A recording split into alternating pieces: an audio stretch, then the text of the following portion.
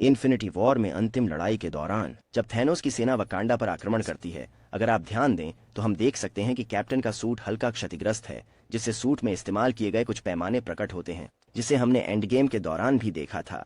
अब यह डिजाइन सिर्फ सूट के लुक के लिए नहीं है, इसका वास्तव में कुछ अर्थ है। यह पैमाना डिजाइन में एक बहुत ही अनोखा बचाव तंत्र होता है।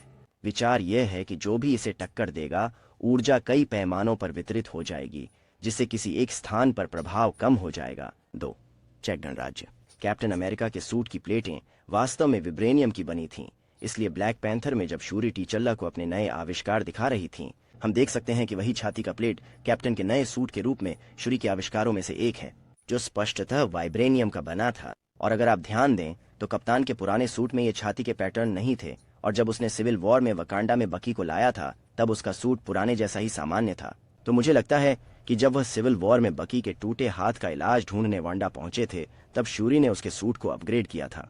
क्योंकि जब कैप्टन अमेरिका इन्फिनिटी वॉर में वांडा और विजन को बचाने आए थे, युद्ध के दौरान हम देख सकते हैं कि वह वही उन्नत सूट पहने हुए थे जो उसने वकांडा की अंतिम लड़ाई में पहना था। 3. जब गार्डियंस इन्फिनिटी वॉर में इन्फिनिटी स्टोन्स को इकट्ठा करने से थानोस को रोकने के लिए नाउहेयर पर गए थे, हमने गार्डियंस को थानोस पर चुपके से नजर रखते हुए देखा, पर अगर आप पृष्ठभूमि में ध्यान दें तो देखेंगे कि मेंटोस कुछ अजीब इशारे कर रहा है। वह अपने हाथ इस तरह सेट करती है। लोगों का मानना था कि वह थानोस पर हमला करने की तैयारी कर रही थी या कुछ मानसिक नियंत्रण करने की कोशिश कर रही थी। अगर वह सच नहीं है तो वास्तव में वह क्या कर रही थी? तो एक असली मेंटिस इस हाव भाव को कुछ मांगने के लिए करता है। वे इस तरह अपने हाथों को प्रार्थना के लिए सेट करते हैं। नंबर 4. तो लोकी दायां हाथ का इस्तेमाल करता है। सभी मार्वल फिल्मों में हमने देखा है लोकी हमेशा सब कुछ अपने दाएं हाथ से पकड़ता है। हमेशा दाएं हाथ में माइंड सेप्टर और हथियार पकड़े रहते थे।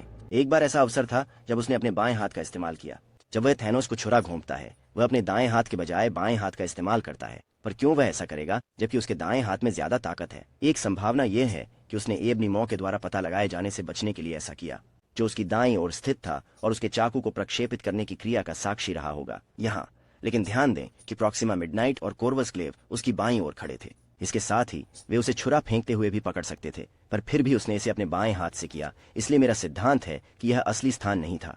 मुझे लगता है यह सिर्फ उसका अनुमान था। नंबर 5. थैनोस को अपने खून का रंग पता नहीं है, इसलिए जब थैनोस और आयरन मैन के बीच लड़ाई होती है तो टोनी अपने नैनोटेक सूट का उपयोग करके थैनोस को खून कर देता है। इतना सब कुछ सिर्फ एक बूंद खून के लिए। हम देख सकते हैं कि उसके खून का रंग लाल था। लाल। और मुझे लगता है यह पहली बार था जब उसने अपना खून देखा, क्योंकि जब गमोरा ने प्लैनेट नाउहेयर पर थानोस के नकली प्रक्षेपण को चाकू से घोंपा, हम देख सकते हैं कि उसने अपना खून का रंग बैंगनी बना लिया, जिसका मतलब है कि उसे अपने खून के रंग की जानकारी नहीं थी और उसने मान लिया कि उसका रंग बैंगनी होगा क्योंकि उसकी त्वचा का रंग ऐसा ही है, या शायद यह बैंगनी रियलिटी स्टोन की वजह से है।